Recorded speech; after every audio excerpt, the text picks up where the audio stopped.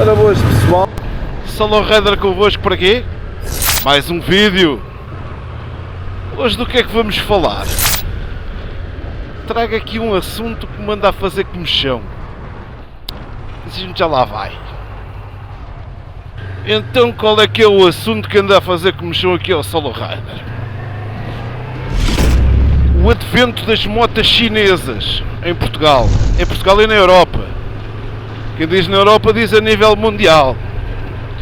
Epá, vocês conhecem muitas marcas europeias que neste momento já mandam fazer motores e até construir motociclos a algumas marcas chinesas, alguns construtores chineses. E falamos já assim à cabeça e de arranque, 4 marcas que já foram europeias, aliás, duas delas ainda são europeias, mas as outras duas já são chinesas, embora utilizem nomes sonantes europeus. Falo nomeadamente da BMW, da KTM, da Benelli, da Moto Morini, mas há mais. MV Agusta também já lá tem uma perninha asiática. As motas italianas eram conhecidas pela estética e pela performance. As motas alemãs e austríacas eram conhecidas pela robustez e durabilidade. E as chinesas eram conhecidas por quê?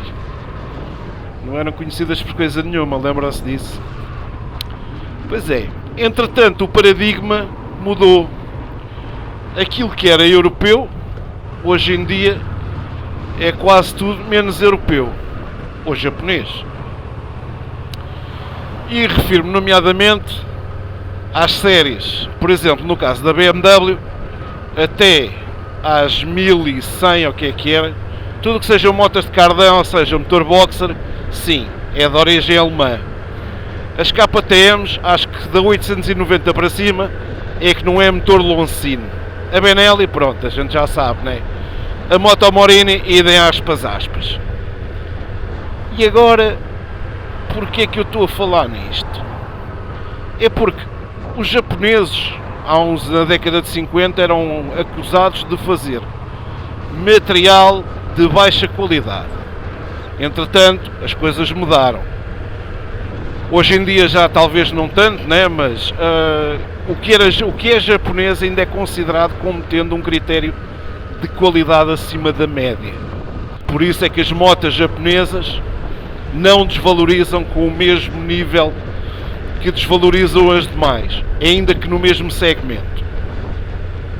As europeias, aquelas marcas mais conhecidas, ou os modelos que se sabe à cabeça, todas elas desvalorizam, mesmo as que são construídas em países asiáticos, de uma forma um bocadinho menos severa. Mas tudo o que é Benellis, CF Motos ainda não vimos usadas, mas tudo o que é Benellis, Morinis e afins são motas que tendem a desvalorizar de forma acentuada. Também porque elas também na aquisição já custam menos.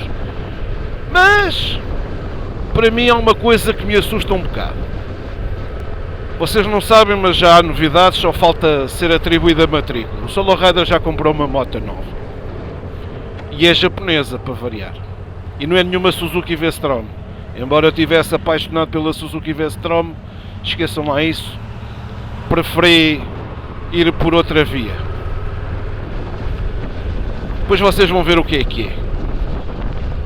Optei por pagar um bocado mais, um bocado substancialmente mais, né?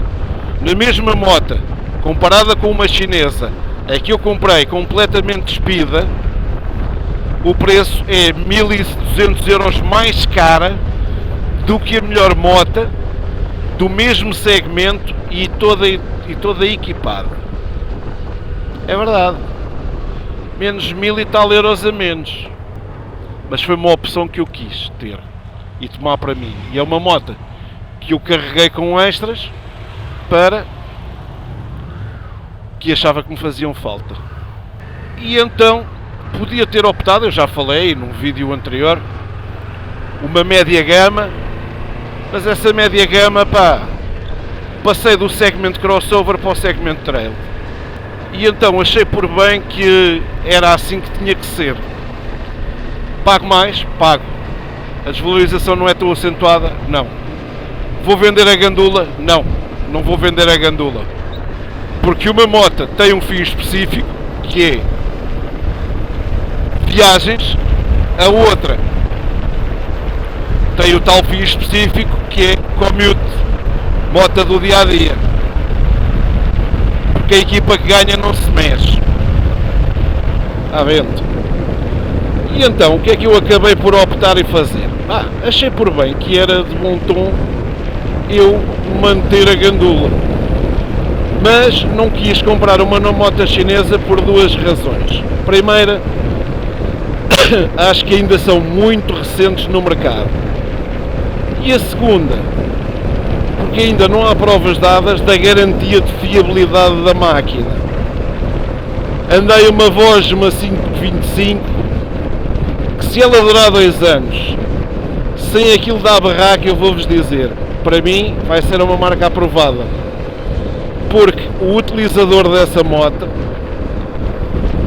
só não tira galões e tostas mistas com a moto. De resto ele faz tudo. Chinês, por enquanto. Aliás, as Benelli, quando surgiram no mercado em Portugal, a primeira série da Benelli, da 500 e da TRK 502 e 502X, só trazia problemas. Era fechaduras que caíam, era a moto que se desligava, era 30 por uma linha mais um par de botas. Como tal, eu na altura queria até comprar uma Benelli, mas ao ver todas estas circunstâncias de uma moto que não tem garantia de fiabilidade e tinha montes de problemas relatados, o próprio Maia, quando fez o vídeo, levou um hate de tal maneira grande, mas um hate de tal maneira grande, que até ameaçado de porrada foi. E para mim, moto que não tem, ou marca de moto que não tem garantia de provas dadas, esqueçam lá isso. Esqueçam lá isso. Ainda por cima, vindo do mercado que neste momento copia tudo, já estão a lançar algumas coisas com qualidade, mas até a prova em contrário, até dizermos assim, são marcas com créditos firmados. Não é 1 ano, não é 2, não é 5. É dizer assim, esta máquina fez não sei quantos mil quilómetros. Teve alguns problemas relatados, problemas todas elas podem dar ou não. Mas agora coisas sérias e severas que impliquem com questões de segurança para o utilizador, não. E enquanto elas não tiverem a garantia de fiabilidade que são máquinas seguras, o Solo Rider não compra uma moto de origem chinesa, é que não compra mesmo. Até pode ser mais caro uma moto de origem japonesa ou europeia, mas não está nos critérios do Solo Rider apostar em merdas que não prestam. É verdade que eu sou um fã incondicional de chineses, mas é chineses com qualidade. Também já comprei muita porcaria chinesa. E já me arrependi. Mas, até o momento, com aquilo que tenho comprado, claro, já me enganei algumas vezes, é verdade. Mas, ultimamente, só material de qualidade. Exemplo, DJI. Exemplo, GoPro. GoPro, a marca não é chinesa, mas as máquinas são feitas na China. iPhone, sim, a marca é americana. E então? E é feita onde? É chinês. Só que tem uma coisa que é diferente, porra. É os padrões de controle de qualidade. Que nas primeiras Benelli isso não vinha. E é uma marca que me deixa alguma dúvida, porque não ouço problemas relatados. Mas que é a Macbor, embora o motor seja o mesmo que equipa a Voz, a 500, e outras máquinas, agora a Couve também, não há problemas relatados. A moto é bonita, a marca é espanhola, mas o motor é chinês. E é a réplica do da CB500X e agora da Honda da NX500. Eles souberam fazer a coisa? Vamos ver. Lá está. Só quando houver quilometragem suficiente e a moto sendo mantida por proprietários que não sejam negligentes, é que nós vamos poder dizer assim, sim senhor, a marca é boa, a moto recomenda-se. Até lá, damos sempre o benefício da dúvida de ser uma moto boa ou não. Quando eu comprei a CB500X e quando surgiu a Macbor no mercado, a Macbor surgiu por menos 1000 euros e com a oferta das 3 malas. Pá, um gajo fica assim, fogo, então, mas quer dizer, comprei uma moto completamente despida, para equipar a moto àquele nível já gastei Y. Então e agora como é que é? Pois é, mas e lá está a tal pergunta, então e o critério de qualidade, a garantia de qualidade, tu tens? Não. E com a Honda, tens? Pois tens. Houve um recall da Honda da CB500X, que a minha não foi visada, mas houve algumas motas visadas, por causa da bomba d'água. E para aqueles que não sabem, Honda, a NX500 e a CB500X eram ambas feitas, e são ambas feitas na Tailândia. Nem é no Japão, é na Tailândia. Só que, o que é que acontece? O controle de qualidade está lá. E eles não deixam... O controle de qualidade da Honda é muitíssimo apertado. E as bombas de água que deram problemas eram da Lucas, vejam lá. Ora, é como estávamos a falar, né? Os chineses neste momento ainda não são líderes no segmento de venda de motociclos em Portugal. Mas para lá caminham. Por exemplo, nas baixas cilindradas, nas 125 e mais nomeadamente nas scooters, as marcas líderes de mercado ainda continuam a ser a Yamaha e a Honda. Mas não há de faltar muito tempo que isto vai deixar de estar assim conforme está, não é? Porque a aposta em motociclos de baixo custo, além da baixa cilindrada, tem sido uma predominante em Portugal. Há aí agora um advento que é os veículos elétricos, os velocípedes com motor elétrico, que neste momento a gente já vê aí malta da Uber Eats que não tem carta de condução, que já está a usar para poder trabalhar nas plataformas de distribuição alimentar. É certo que aquilo tem limitações, mas esta malta também não tem juízo. Volta e meia vê-se assim umas coisas um bocado aberrantes, que é esta malta com determinado tipo de veículos que não podem circular nas vias reservadas a automóveis a fazê-lo. É até quinar algum, ou então haver uma fiscalização de uma forma mais a sério. Quando isso acontecer, começam a levar no pelo como nós levamos. Mas, voltando ao tema, não sendo ainda as chinesas líderes neste segmento de veículos no mercado, não há de tardar muito tempo. Quer pelo preço, quer pela qualidade que já apresentam, quer pela forte dinâmica de implementação. E estamos a ver muito isso em acessórios para motociclos. Mas muito mesmo, muito. Aí a moda agora dos Android CarPlay ou dos Auto CarPlay, vai acontecer.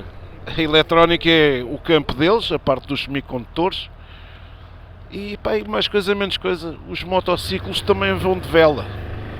Deixam de ser os chineses, deixam de ser os japoneses e os europeus líderes no segmento. Já apresentam propostas muito interessantes nas médias cilindradas para trail, que é um mercado muito em voga atualmente, e é aí que eles estão a dar cartas. Quando eles apresentam uma moto, por exemplo, uma MT 800 Explorer, abaixo dos 10.000 euros, o gajo até fica maluco. Depois tens a concorrente mais próxima do mesmo segmento,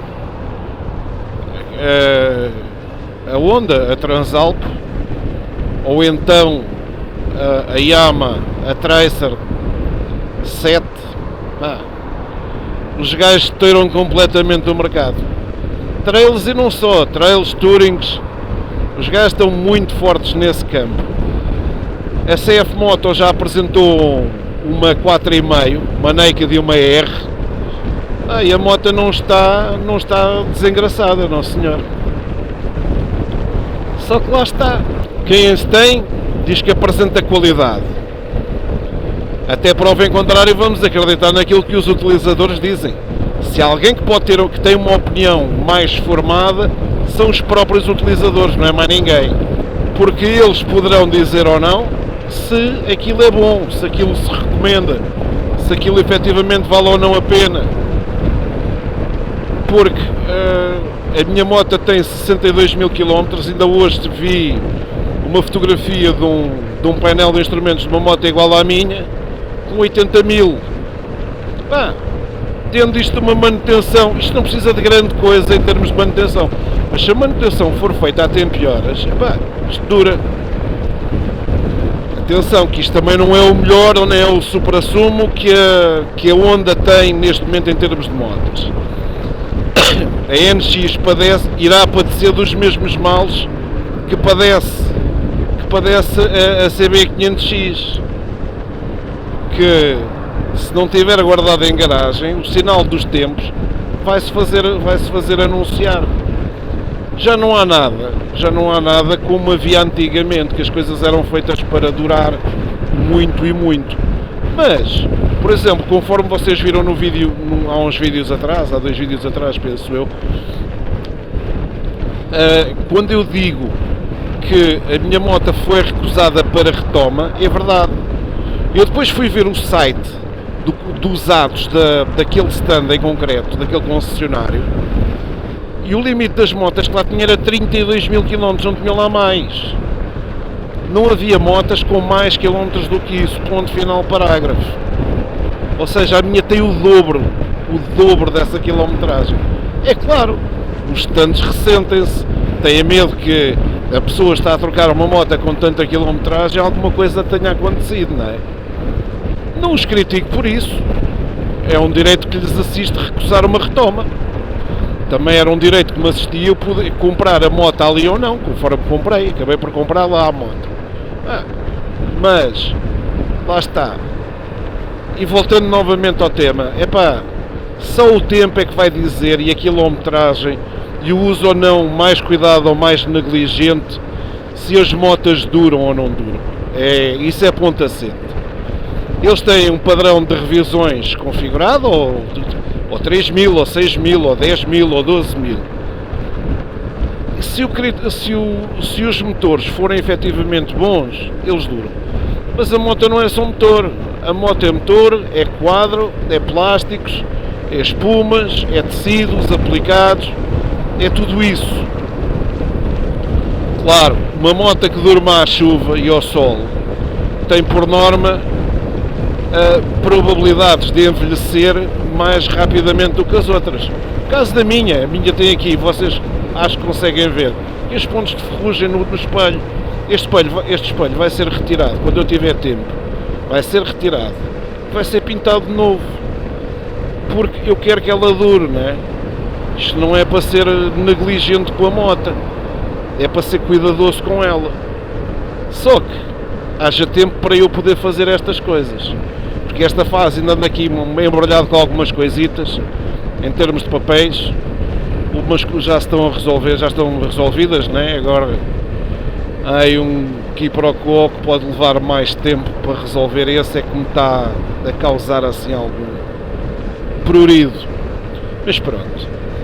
Para vos dizer o quê? Vem uma moto nova a caminho. Tem previstas modificações logo de raiz. Isso é dado adquirido. Vai ter que ser. Vai ter mesmo que ser, porque conforme ela vem eu gosto, mas aquele tarolo ali atrás, por onde saem os fumos e o barulho de escape e o barulho de motor, não. Vai levar umas modificações.